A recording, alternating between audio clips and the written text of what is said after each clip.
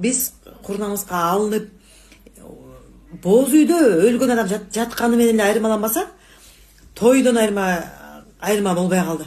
Столдун баары ийилет, таттуу паттын түрүн коюп, укмуш даярдап атабыз.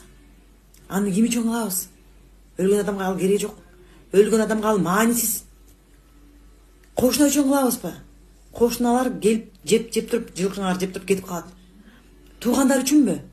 Бул атасын ушундай койду, энесин ушундай койду деш үчүнбү? Бул нерсе кимге маанилүү, эчкимге кереги жок на самом деле. Негизи эле ушул мына мыйзам деле чыкты, мыйзам деле чектөө койду. Ашыкча ысырапка чектөө койду. Бирок ушуну эч ким кармалбай атат да. Эч ким кармалбай эле эме кылып атабыз. Бизде эң чоң проблема бул курнамыздык. Маркумду акыркы сапарга узап жатканда биз курнамызга алынып эле эл көрсүн деп 2-3 жылкы, 4 жылкы сойгондор бар экен. Азыркы учурда жылкынын баасы орто эсеп менен 150, 140, 150, 160 миң.